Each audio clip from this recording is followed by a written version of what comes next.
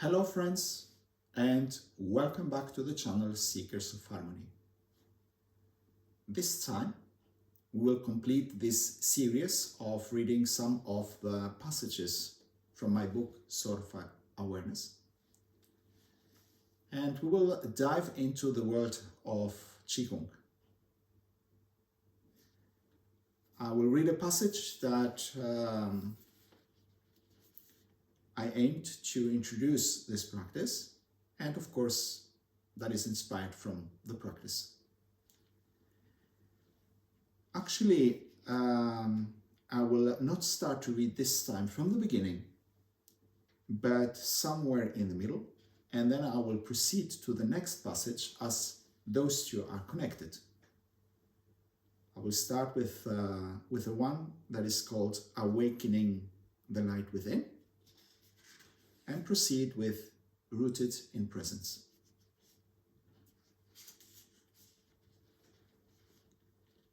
After a journey the girl and little dragon had with a motorcycle in a very unique place, the conversations goes like this. All matter, whether visible or invisible, is an expression of energy. Little Dragon continued, his voice soft but full of conviction. This energy can only be truly understood by acknowledging everything it creates and transforms. Our bodies, and even our ability to recognize our existence, are manifestations of this energy. But when our minds are trapped by desires and fears, it's like closing the windows to sunlight. We can still function, but without light, our strength and potential slowly fade. The girl nodded, a thoughtful expression on her face. I understand awareness as the light that illuminates what's hidden or beyond our usual perceptions, she said. Exactly, Little Dragon agreed. Being aware means opening our eyes to the vast forces that create miracles every moment, all around us. It also means recognizing that we are both receivers and transmitters in this divine exchange of energy. Whether we are conscious of it or not, we are part of this process. Our emotional frequencies attract energies that either benefit or harm us. That's why awareness is key.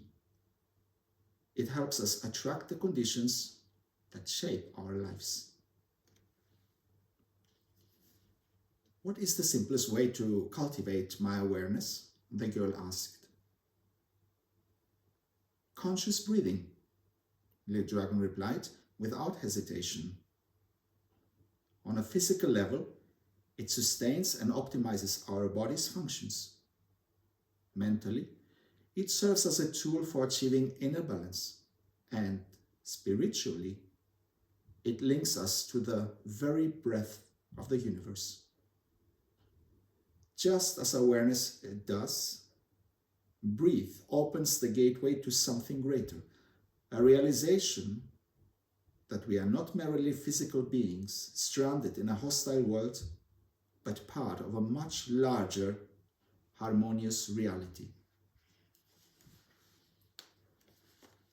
And we proceed with Rooted in Presence. The tree is an excellent analogy for being rooted in the present, Little Dragon said, gesturing to its roots, gripping the earth like powerful fingers. He invited the girl to stand beside the tree and instructed her to visualize herself growing from the earth, adopting a posture of tranquility and strength. As she followed his guidance, Little Dragon encouraged her to release any tension or distractions that could prevent her from achieving complete calmness of body and mind. Life unfolds in this very moment perfectly as it is. When this realization dawns, time no longer haunts, scares, stresses, or deceives you. You will find that desires and hopes dissolve because everything is already perfect. He paused, allowing the weight of his words to settle. Inhale, he instructed, guiding her to feel how the air entering her body linked her external world with her internal self. Exhale and observe how your breath merges with your surrounding air. Where does the boundary between you and the rest lie? Does separation truly exist? Or is it merely a perception created by the mind? Do not seek an answer. Just feel the gravity of the question. With that, he assumed the same posture and made the same adjustments to his breath, mind, and body as he had suggested to her. As they turned into the present and embraced the tranquility of nature, Little Dragon's words seemed to slice through the armor of her dominating mind, revealing the web of self-centered thoughts that continually entangled her. Suddenly, everything around her fell into a deep, serene silence, only to re-emerge as the most vibrant and beautiful surroundings she could ever imagine. A thought crossed her mind, wondering if this dreamlike experience was her new reality. This must have been another out of ego experience, she whispered, recalling the day when just standing became an escape from the confines of her mind. She examined her hands, grounding herself back into normal consciousness. By stepping away from the reality created by our mind, we can witness and understand its role and effect in our lives. This may offer us the chance to see the world as a wondrous playground, or, in some cases, make us long for the familiar suffering we have grown used to. Little Dragon regarded her with respect. You have come further in your understanding of yourself and the importance your practice and commitment have on you. This maturation allows you to observe your thoughts and emotions without getting so easily entangled in the power struggle as before.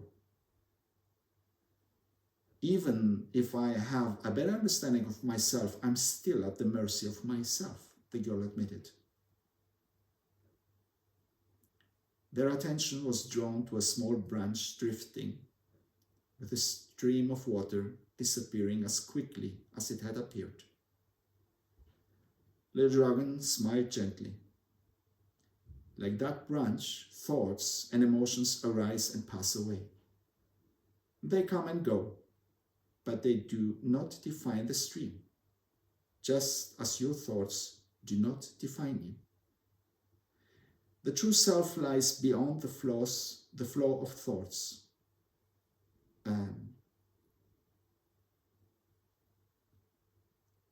Serene and ever-present. The girl looked at him, a glimmer of understanding in her eyes. The self is not something to conquer or be at the mercy of, he continued softly. It is something to observe, to understand, and ultimately to transcend. In time, you will see that you are not the branch nor the current, but the stillness that gives both their place. That stillness, that presence, is your true home. A deep sense of peace washed over her as she realized that the journey was not about fighting her mind, but embracing the stillness within, a stillness that, like the tree's roots, had always been there, grounding her, waiting to be rediscovered. So once more, the aim was to delve into the art and science of Qigong, and especially the meditative part and how it affects our understanding of ourselves, the importance of breath, and how we and nature are one. I hope you enjoyed those 4 passages and that they inspired you to join an Aikido dojo, to start a Zen practice, or practicing the sword, or practice Qigong or simple breathing. With this, I wish you a very nice time ahead, and we'll meet each other in the next episode. Bye for now.